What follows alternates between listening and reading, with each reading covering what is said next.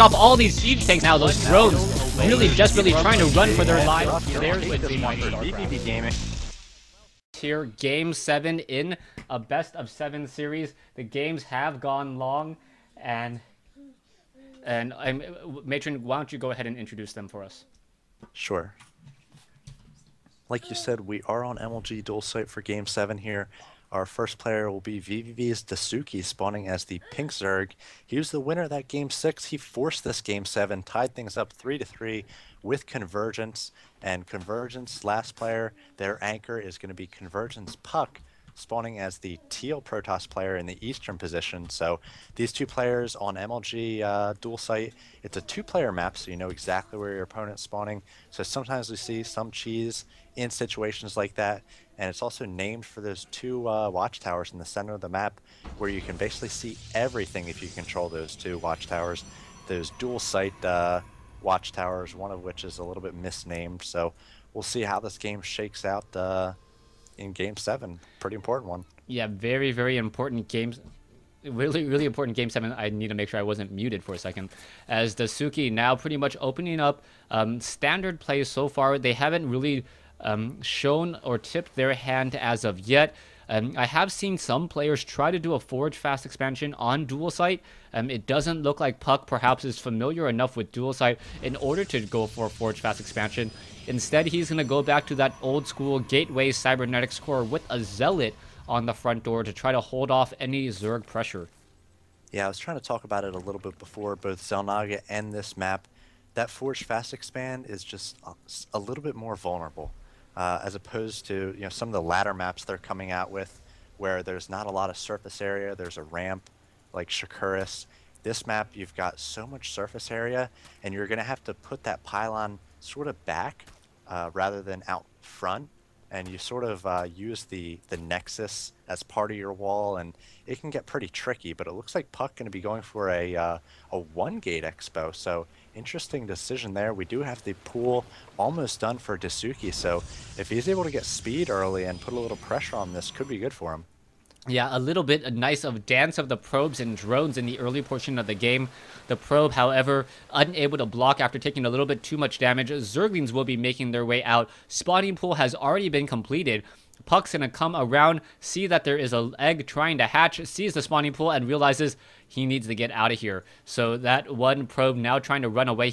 And the probe already down to 5 hit points, 20 shields. The Zerglings may be able to finish it off, as they do give chase, as a drone now comes back and reports on what he's seen. A front door, a gateway, now training up a stalker. No early Zealot, surprisingly, as we should be perhaps going into a faster Nexus.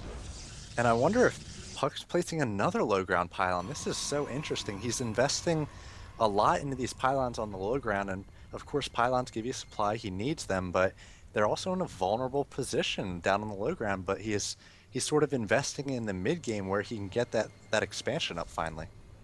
Yeah, we'll see whether or not it pays off well for him. You can still see that Puck is very far away from getting in a Nexus, and I'm not sure what his strategy is. He does have double gas as well, but only 2 probes on each extractor. There is some calculation saying that there is a little bit of diminishing returns when you have 3 probes on gas, so perhaps he just wanted that additional gas and harvest a little bit more efficiently. But this is a build that I have yet to spot or see. It looks like he's going to use some early stalkers here to try to take map control and do some harassment. Maybe he'll take down a probe or a drone or 2. Could definitely be worth it. And this is smart. When your opponent delays speed, Stalkers are so good against Zerglings at the start. Zerglings are slower than Stalkers off of creep. Stalkers have those shields, so any sort of damage they take, not really permanent.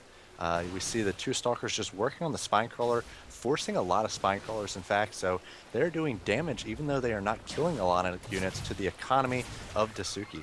Yeah, we'll see. Metabolic Boost still a little bit of ways away. DaiSuki about to finish a Spinecrawler, and as soon as that Spinecrawler is up, it is going to change the tide of this battle, and that Stalker needs to get away. It does run away, and with 2 Spinecrawlers on the front door, I believe those Stalkers have done all the real damage that they're going to be able to do.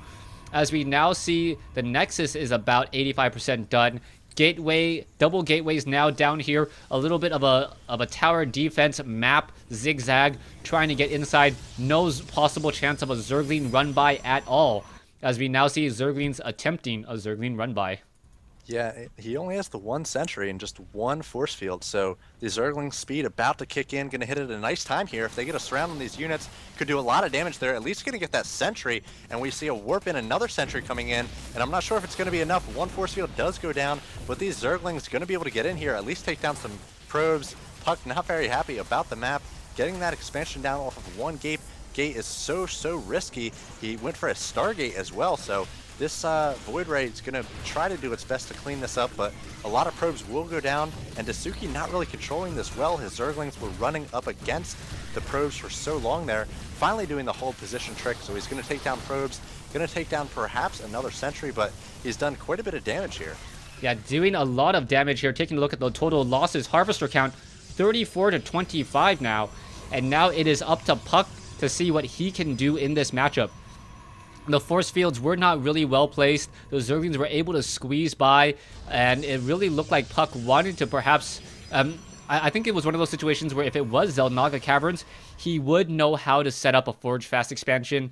A lot of Protoss players practice that. It's a little bit more difficult. But when it's a map like Dual Site, where you really don't know how to utilize it at all, problems do occur, as now an Overlord is going to be sacrificed by DaiSuki as probes are finally in position. And right behind all that, it looks like DaiSuki did a nice job droning up. It's 44 to 32. He's also attempting to take his third, but I have a feeling that's going to be canceled here as the Void Ray makes its way down there. And Puck had that Void Ray, and he was deciding whether to go to the natural or the third. He sort of bounced it between the two a few times, but finally he made the right choice, settling in on this third. And actually, no cancel will be forced here, but he's going to do quite a bit of damage before these queens do get down here to fend him off. But I think DaiSuki in a decent position, and Puck is in a recoverable situation, so not too bad for either player. Could still go both ways, or either way. Yeah, still could go either way. DaiSuki does have 4 queens. 3 queens were currently guarding this one particular hatchery. A spine crawler needs to be added, and we'll see how this is going to be, how Puck is going to follow this up. Puck already has the food advantage again, up to 60 food compared to 57 now. Spore crawlers are being placed down, and we are going to see Hydralisk once more. DaiSuki not afraid of going Hydralisk, even though this is not Heart of the Swarm. No Hydralisk movement speed upgrade, and now Roaches and Hydralisk with Spore Crawlers being placed across the map. I mean, Hydras aren't really a surprise in this matchup, especially when your opponent goes for that Void Ray tech right away. In ZVT, it's a little bit less useful, but Hydras are good units, even without that speed upgrade. Sure, you can't push out right away when they come, but they're very good for defense, and we see a Transfuse going off on that Queen. It's going to fend off these Void Rays as the Spore Crawler does finish, and DaiSuki going to be on these 3 bases, does a little bit of a drone pump. He'll be about 55 in a moment, needs to get it maybe about 15 more, and then go into a mid-game with a strong Hydra Roach composition. Yeah, taking a look at Puck right now, Puck has invested into a robotics facility, now getting the robotics bay. He needs to get Colossi. He needs to figure out what to do, as he does have, 3 Void Rays now in the air vying for map control. The problem will be trying to deal with those Hydralisks, especially on creep. Hydralisks are incredibly fast, moving as fast as stimmed Marines on creep and making them very, very powerful. And we'll see how what will come of that in just a moment, as we now see creep tumors making their way across the map. DaiSuki with a 20 food advantage. Yeah, he's going to have to find some sort of timing here before a lot of Colossi come out. Already we've had Puck invest in 3 Void Rays, and that's pretty big, especially when you counter with Hydras. Those Void Rays go down so fast, and that's a lot of gas that could have been Colossi. So Puck going for a third here, and I don't know. We'll see how it turns out. Yeah, we'll see how it turns out. Extended thermal lance range now being added. An observer now in the group, and now this is exactly what Puck needs to do. Deny creep tumors, deny movement speed, but the Hydras are now looking to come in. There's no Overlord here, though, as the Hydralisk, may be able to focus down one of those Void Rays. One Void Ray does get taken out, and the Hydralisk gets transfused and gets saved once more. Yeah, so now DaiSuki might be aggressive here. He is going to push off creep a little bit, so I'm not sure how that's going to work out for him, but he could try to shut down that third for Puck before it gets up and running. Puck just has one Colossi. He does have Roach speed, so he can get in on that Colossi and try to focus it down, and DaiSuki might be doing just that. Looks like he's positioning to go into that third. The photon cannons are about 10 seconds away. Is the timing gonna be right, or is it gonna be delayed? Stalkers now coming in from behind, looking to perhaps incac here, and now here it comes. Roaches and Hydralisk now, Roach now backing off, nicely positioned, trapping many of those units, and now the Void Ray is able to take down multiple Roaches, but the Void Ray is also getting focused down again. You can see Stalkers of Puck now hanging around in the back. DaiSuki with a large army up to 155 compared to 90, and Puck is in a bit of trouble. Even if he's able to fend off this attack, there is a 4th base coming in for DaiSuki. Yeah, this is going to be tough to hold off with just gateway units. His Colossi coming out sort of one at a time. He's not producing any more Stargates. I think this is just going to be GG. Yeah, I think this is just going to be GG. An advantage to the home team and being able to veto Xel'Naga Caverns, a map that perhaps that Puck wanted to play on, onto a map that Puck is not comfortable. There's some more force fields, and now preventing many of those units from engaging once more. Puck does have extended thermal lance range, as we now see more Roaches and Hydralisks once again going to try to engage. Hydralisks and Roaches are just simply going to move forward, take down those units, and there's the GG from Puck for DaiSuki.